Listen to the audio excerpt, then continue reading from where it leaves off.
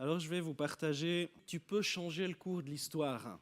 Mais je crois que pour changer le cours de l'histoire, eh bien, on est obligé, ou je dirais invité, parce que j'aime pas tellement ce terme obligé, on est invité à avoir cette crainte de l'éternel dans notre cœur, dans nos vies, à se souvenir de l'importance eh bien, d'avoir ce respect pour Dieu. Et je crois vraiment qu'en tant que croyant, eh bien, on a cette capacité, cette possibilité de changer le cours de l'histoire.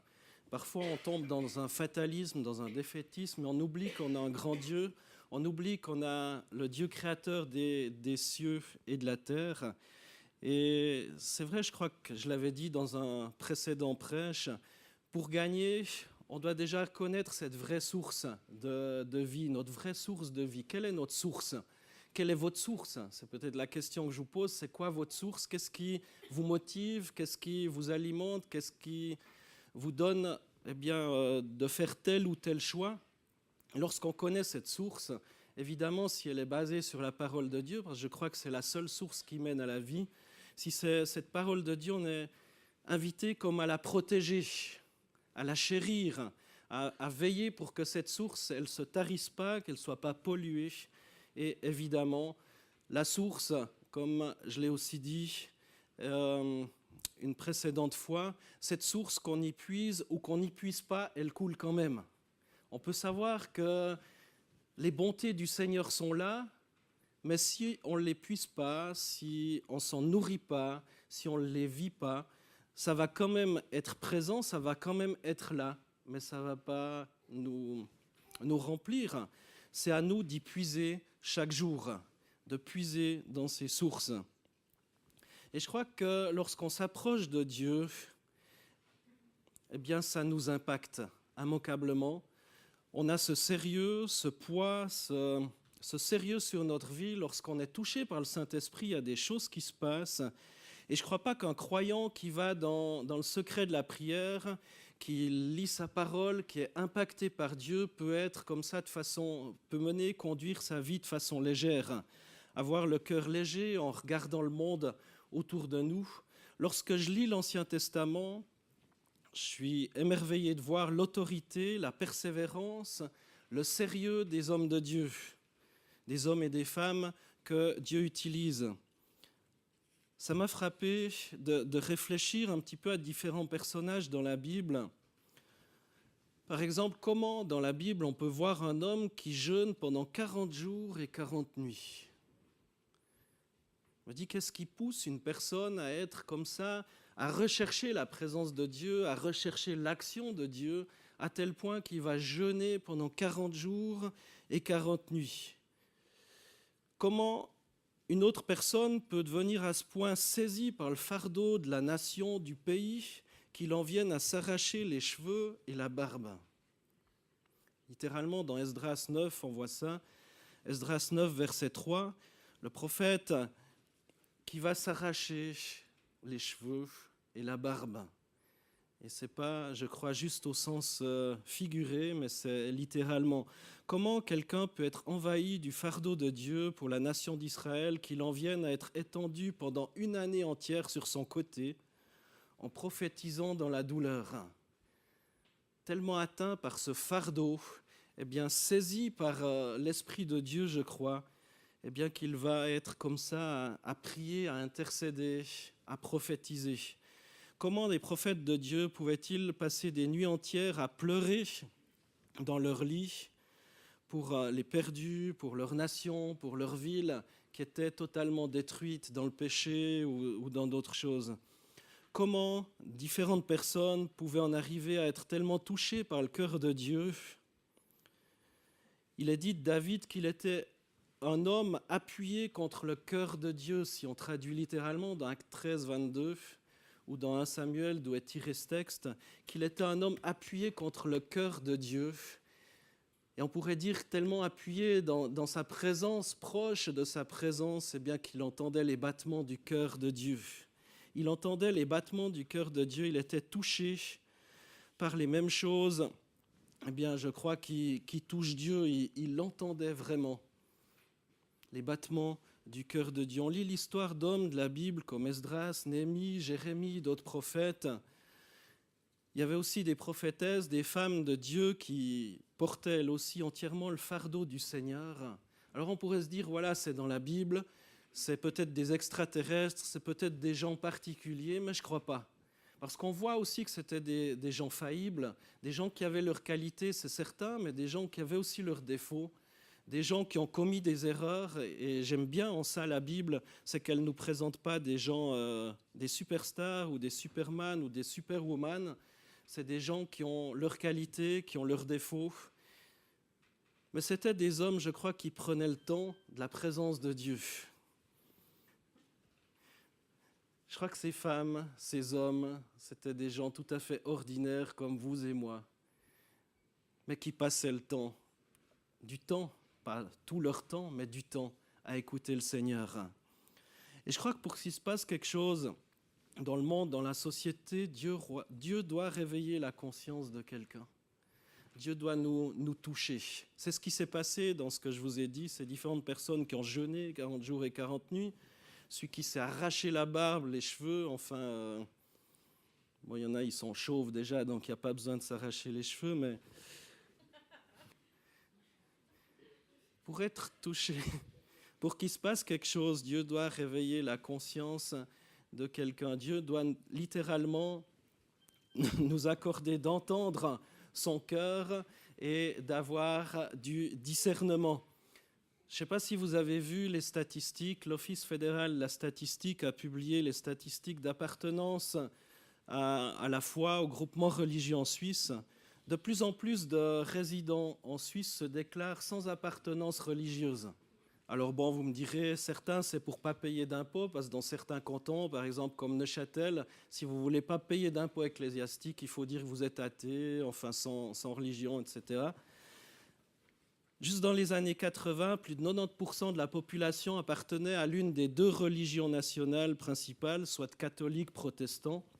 Et ce chiffre a chuté à 60% aujourd'hui. Et le groupe des personnes sans appartenance religieuse a même presque triplé depuis l'an 2000. Il représente 26% de la population des 15 ans et plus en 2017. Entre la période de 1970 à 2017, eh bien, ces chiffres ont considérablement évolué. Les personnes sans religion forment le deuxième plus grand groupe derrière les catholiques, 36%, mais devant les réformés, 24%. Et les évangéliques, apparemment, c'est 1 à 2%, donc ce n'est pas bien grand-chose.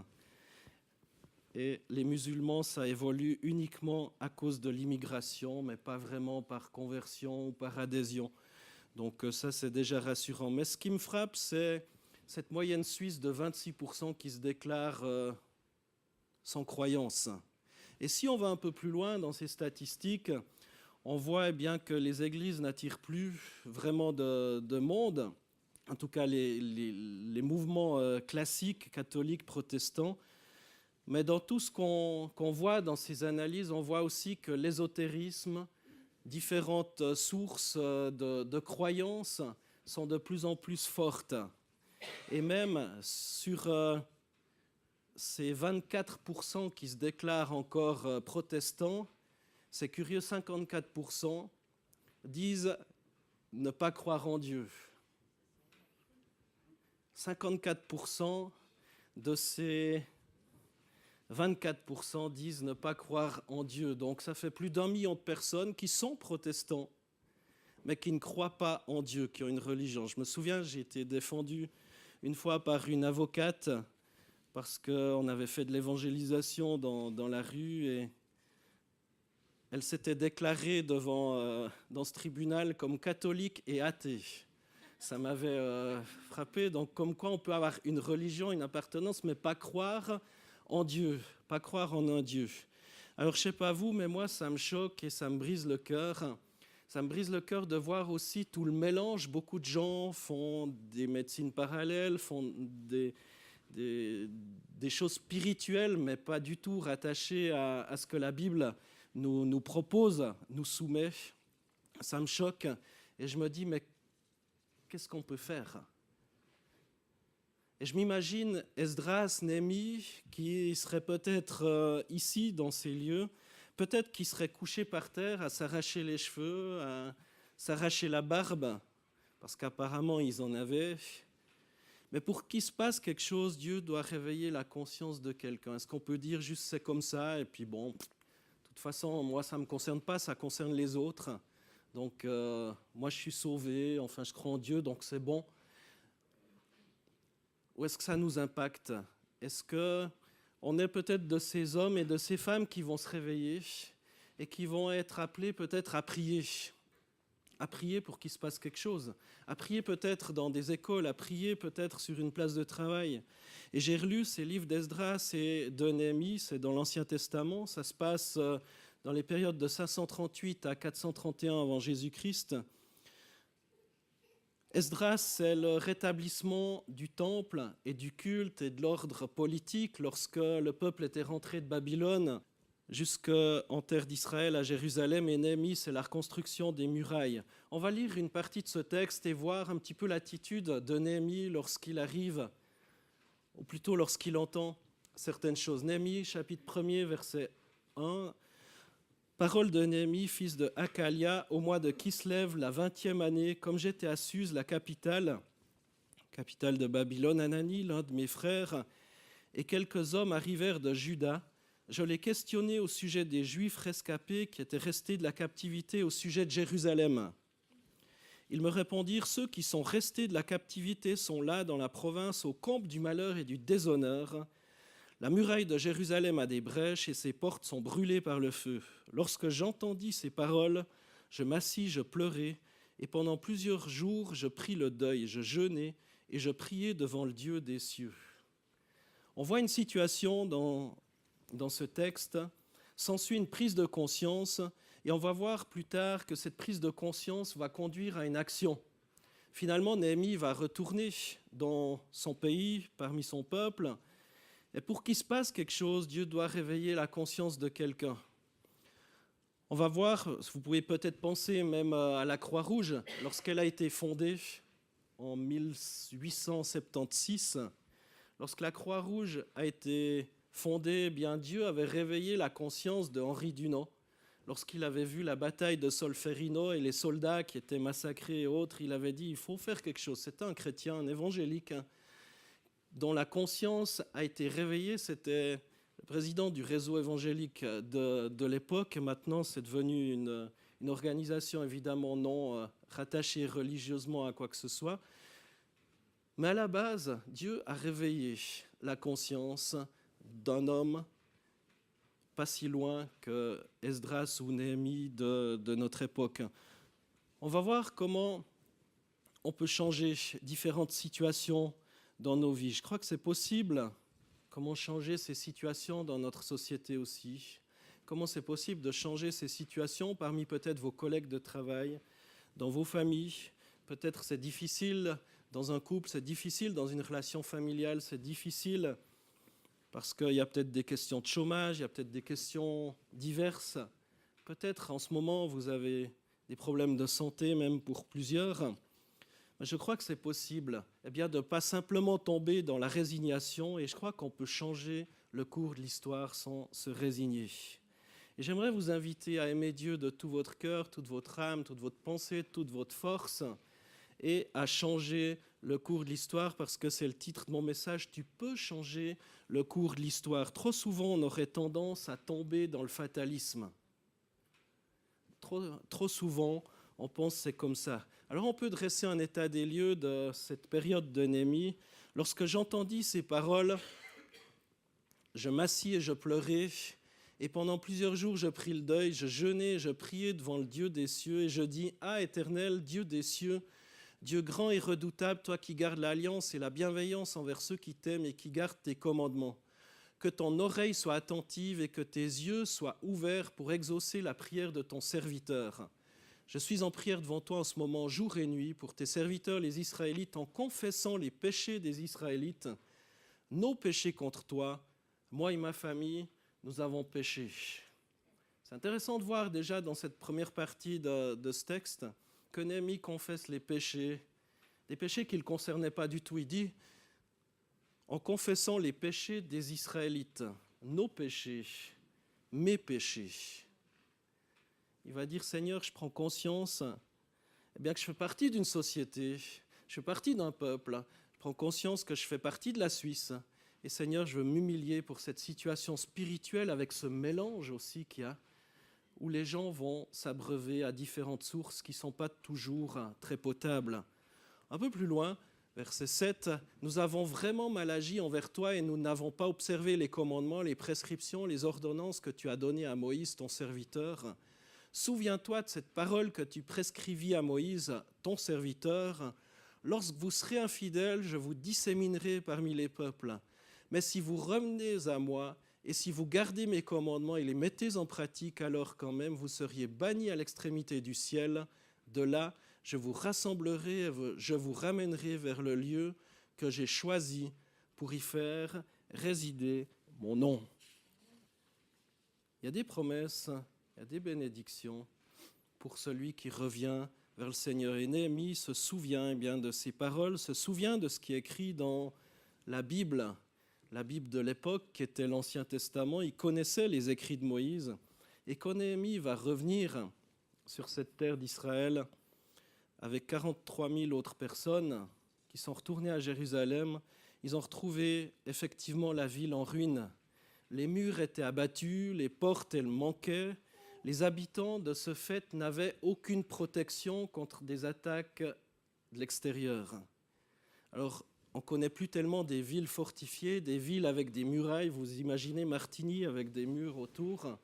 Ça paraîtrait totalement ridicule, mais à l'époque, c'était pas du tout sûr. Et il y avait des murailles bien épaisses, bien solides, avec des portes, avec des gardiens vers ces portes. Et lorsque des ennemis voulaient attaquer, ils allaient tous se réfugier dans la ville, on fermait les portes, et ainsi on était plus ou moins en sécurité dans ces endroits-là. Et lorsque une ville était sans muraille, elle était sans protection. Et je crois aussi qu'on peut dire que nos vies, lorsqu'elle est sans muraille, sans protection, on est en danger. On a besoin d'avoir des protections, et ces protections, ce n'est pas des boucliers, ce n'est pas les assurances qu'on peut souscrire à différents endroits. Évidemment, ça peut être nécessaire, mais spirituellement parlant, c'est cette attache au Seigneur.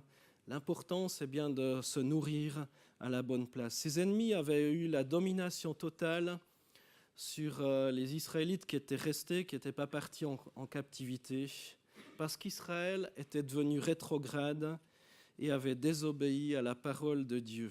Néhémie va écrire un peu plus tard, au chapitre 9, verset 37, « À cause de nos péchés, nos ennemis, nos ennemis dominent selon leur bon plaisir sur notre corps et sur notre bétail. Nous sommes dans une grande détresse. » On peut faire un lien avec ce qui se passe dans les églises en général, dans la société, dans les familles. Comment c'est arrivé ? Je crois que beaucoup de murs de vérité ont été abattus, en nuances. Il ne faut pas être trop carré. Maintenant, c'est le culte de la nuance, de la relativité ou de la relativisation. Les murs de la crainte de Dieu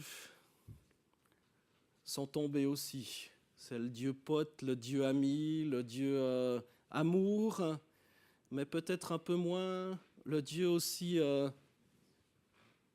qui tranche, qui n'aime pas le péché. Les murs de l'amour du prochain aussi. On voit combien les gens ont de plus en plus de peine à vivre aussi ensemble, à se supporter les uns les autres, comme nous invite la parole de Dieu. Beaucoup d'égocentrisme, d'égoïsme. Alors, vous me direz, c'est de tout temps, mais je crois qu'il y a beaucoup d'individualisme. Et l'amour du prochain, ce n'est pas tellement ce qui domine. Les murs du pardon aussi, qui parfois se sont effrités. Et pourtant, c'est un des enseignements, d'ailleurs c'est la seule prière que Jésus a apprise à ses disciples. « Pardonne-nous comme nous pardonnons ». Donc là aussi, on est appelé, et bien d'autres barrières protectrices qui se sont effritées. Ces barrières protectrices qui sont solides quand les croyants se tiennent debout dans la parole de Dieu, se tiennent à genoux dans la prière, À cause de nos péchés et de nos compromis, ces barrières protectrices sont en train de tomber et laissent une multitude de chrétiens à la merci de l'œuvre du diable.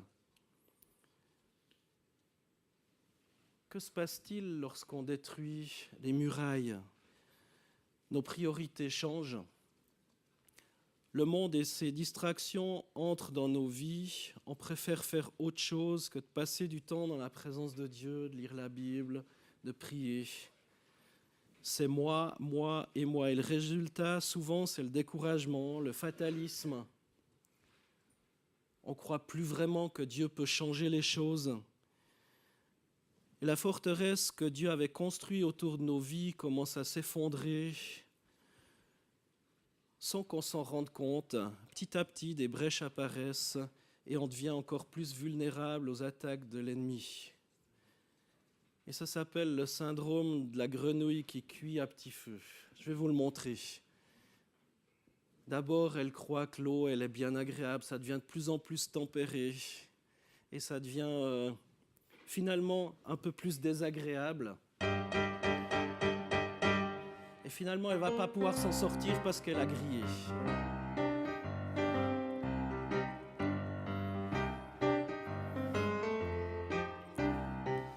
D'abord, c'est agréable, le bon bain bien tiède.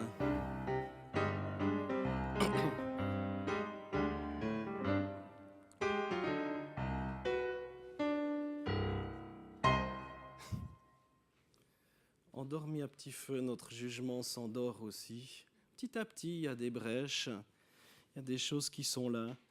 Et quelques briques qui s'effritent, quelques briques qui tombent. Et petit à petit, notre conscience s'endort. Différentes choses se passent. Alors, c'est pas très agréable de se sentir grillé. Moi, je me suis senti grillé dernièrement en passant une IRM. C'est pas très agréable parce que j'ai un peu de ferraille dans le corps et cette ferraille, elle a un peu chauffé de l'intérieur. Donc, jusqu'à ce que je me rende compte que c'était pas tout à fait normal, ça fait bizarre. Lorsqu'on a la sonnette dans la main et qu'on vous dit qu'il faut sonner si ça se passe mal, tu as toujours l'air ridicule. Parce que voilà, c'est tout nouvel appareil, tout nouvel IRM, beaucoup plus puissant, etc. Et tu te dis, bon, c'est nouveau, c'est neuf, c'est agréable. Maintenant, tu es peu habillé en général en passant un IRM, donc ils ont mis un tapis chauffant. Donc d'abord, tu trouves ça agréable, puis après, tu te rends compte que non, c'est vraiment de l'intérieur que tu es en train de cramer. Et après, tu sonnes, puis on te dit, qu'est-ce qui se passe ? Je suis en train de cramer, quoi, les gars. Et puis après, bon, voilà, c'est différentes choses. Mais je crois aussi, si je n'avais pas sonné, peut-être c'est un caillot de sang. Enfin, c'est différentes choses qui peuvent se passer. Notre conscience, d'abord, on trouve le péché mignon. Le péché peut être agréable, certaines choses agréables. Et petit à petit, eh bien, c'est une chose qui en entraîne une autre. Et après, il y a différentes murailles qui s'effritent et avec certaines conséquences. Ézéchiel va inviter vous et moi dans ce texte au chapitre 22, verset 30.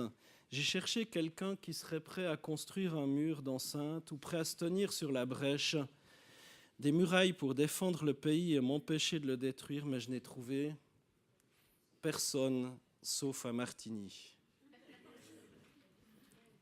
Amen. Non, ça c'est pas dans la Bible, mais je le proclame par la foi. Est-ce qu'on est prêt à construire un mur d'enceinte ? Alors ça se fera pas avec du béton, ça se fera pas avec des cailloux, mais je crois que ça se fait aussi dans la prière. On pourrait dire à quoi bon ? De toute façon, ça ne changera rien pour les gens. Mais je crois qu'on est déjà invité à reconstruire une nouvelle relation nous-mêmes avec le Père, avec Jésus. Peut-être que ça s'est un peu effrité et qu'on devient un petit peu comme cette grenouille en train de chauffer. Mais attendez pas d'être trop chaud pour plus pouvoir sortir de la casserole. Réveillez-vous avant, levez-vous, commencez à bâtir une nouvelle relation avec le Père. Lui seul pourra vous redonner les forces nécessaires parce que c'est lui qui peut donner la vie où la désolation règne. Approchez-vous ce divin architecte de Jésus. Sachez que si vous voulez marcher pour Dieu aussi, vous aurez toujours de l'opposition. Il y a des gens qui vont chercher à vous décourager, comme c'est s'est passé du temps d'Esdras et de Néhémie, mais continuez à reconstruire, à consolider votre relation avec Dieu, et vous pourrez tenir face aux assauts de l'ennemi. Néhémie a vécu ça aussi. Néhémie chapitre 6, verset 9, tous ces gens, les gens qui étaient là alors qu'ils étaient en train de reconstruire les murailles, tous ces gens en effet ne cherchaient qu'à nous faire peur. Ils espéraient que nous nous découragerions et que nous abandonnerions l'ouvrage. Maintenant, ô Dieu, fortifie-moi pour ma tâche. Plus vous allez approfondir la relation avec Dieu, plus vous allez retrouver la force et le courage de reconstruire votre relation. Vous verrez des changements qui vont s'effectuer dans votre vie, votre manière de voir le futur sera changée. Peut-être vous commencerez à recroire dans les promesses de l'Éternel. Est-ce que, comme la Bible dit, Dieu est le même hier, aujourd'hui et pour toujours ? Si c'est le même, est-ce qu'il est encore capable de guérir ? Est-ce qu'il est encore capable de transformer un cœur ? Est-ce qu'il est encore capable de changer des situations comme on le voit dans la Bible à de tellement nombreuses reprises ? Est-ce qu'il est capable de ressusciter même notre foi ? Notre foi, est-ce que Dieu peut agir dans notre société ? Et pour ça, on est obligé peut-être de reconstruire avec les valeurs que la Bible nous enseigne. C'est quoi ces valeurs ? La valeur dans le seul et unique Dieu. J'ai dit de protéger notre source. C'est quoi votre source ? Est-ce que Dieu est le seul Dieu dans ta vie ? Est-ce que le Dieu de la Bible, tel qu'il se décrit, est le seul Dieu dans ta vie ? Reconstruire aussi avec l'espérance dans sa main protectrice. L'espérance qu'il est celui aussi qui peut te protéger. Protéger dans ton travail, protéger dans ta relation familiale, protéger dans ta relation avec tes enfants, tes petits-enfants, etc. Aussi cette confiance dans ses promesses, ses valeurs sûres, cette confiance dans ses promesses. Est-ce que ce que la Bible dit est vrai ?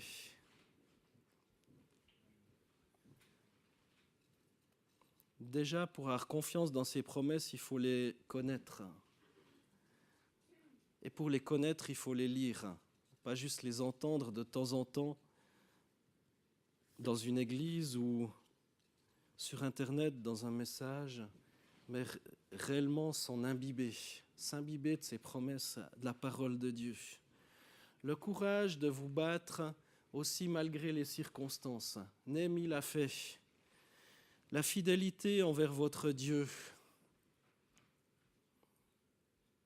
Est-ce qu'au premier problème, on va vers d'autres personnes, d'autres sources, d'autres médecines aussi, un peu bizarres ? Ou est-ce qu'on choisit de faire confiance et de rester fidèle à Dieu ?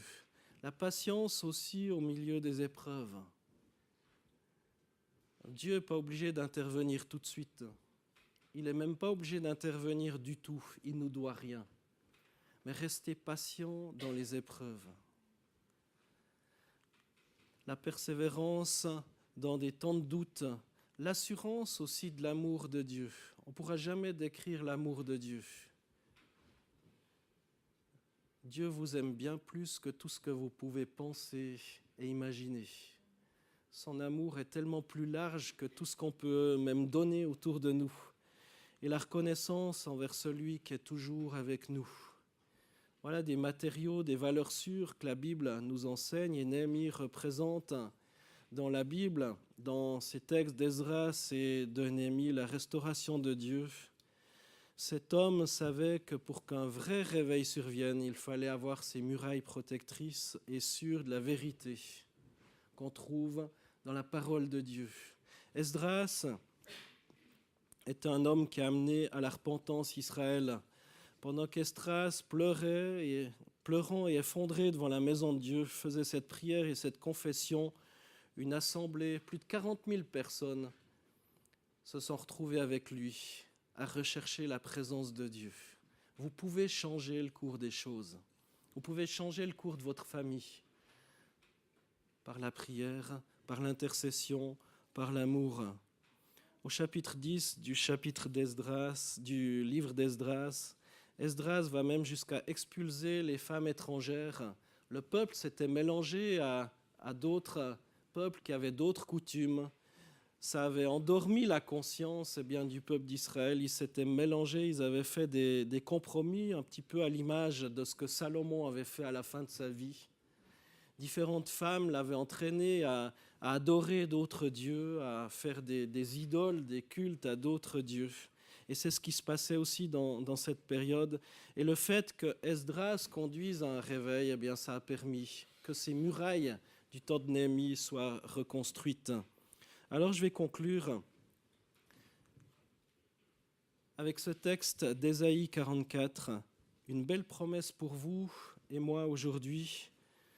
Mais maintenant, écoute bien, peuple de Jacob, mon serviteur Israël, toi que j'ai choisi. Voici ce que je te déclare, moi le Seigneur qui t'ai fait, qui t'ai formé dès avant ta naissance et qui vient à ton aide. N'aie pas peur, peuple de Jacob, toi mon serviteur, toi Yeshurun que j'ai choisi. Car je vais arroser le pays qui meurt de soif et faire couler des ruisseaux sur la terre desséchée. Je vais répandre mon esprit sur tes enfants et ma bénédiction sur tes descendants.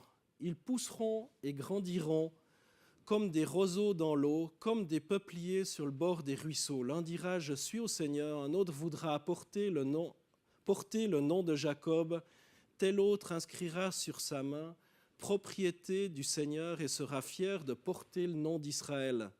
Le Seigneur, le roi d'Israël, lui qui libère son peuple, lui le Seigneur de l'univers te déclare « Israël, c'est moi qui suis au point de départ, mais aussi à l'arrivée, à part moi, pas de Dieu. » Est-ce qu'on est prêt aussi à aller peut-être jusqu'à graver, à inscrire sur notre main « Propriété du Seigneur » et être fier de porter le nom de l'Éternel, le nom d'Israël.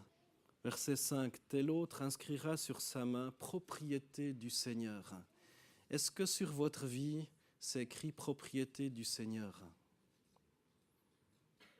Je ne suis pas en train de vous inciter à vous faire tatouer ça.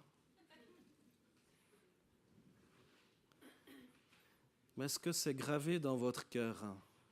Propriété du Seigneur. Et en être fier.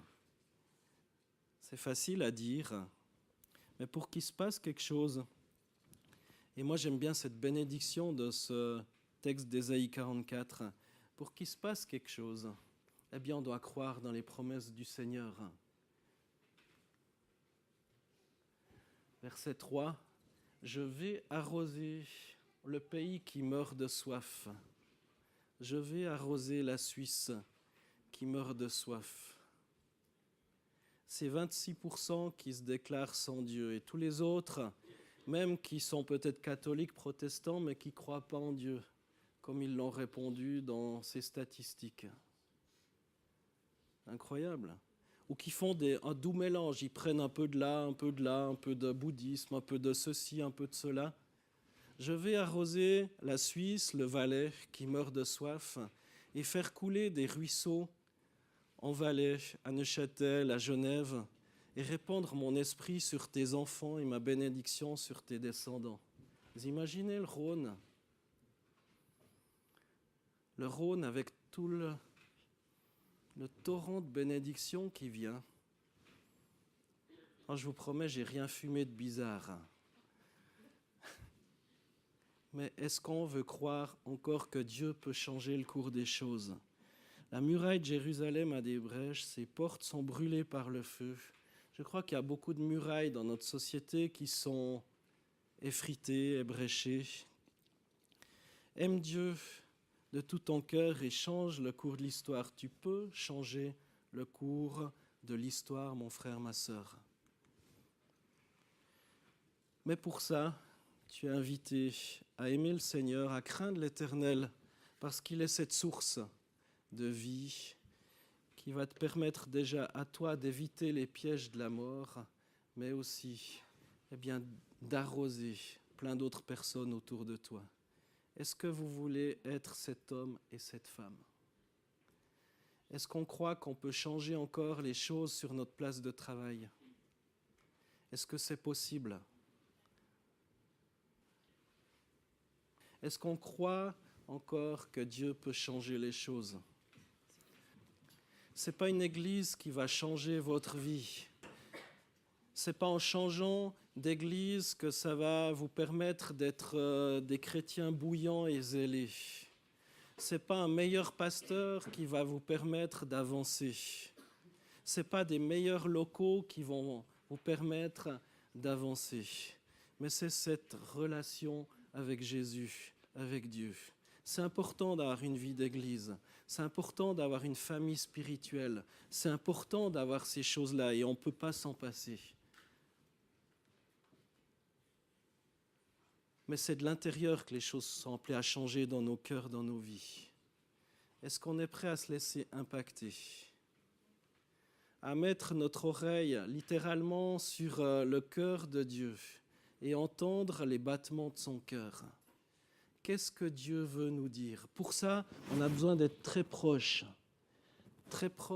poser notre oreille sur la poitrine du Seigneur pour pouvoir entendre les battements de son cœur.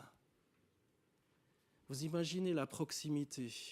Est-ce qu'on est prêt à être ces hommes, ces femmes qui prennent le temps de poser notre oreille sur la poitrine du Seigneur pour entendre les battements de son cœur?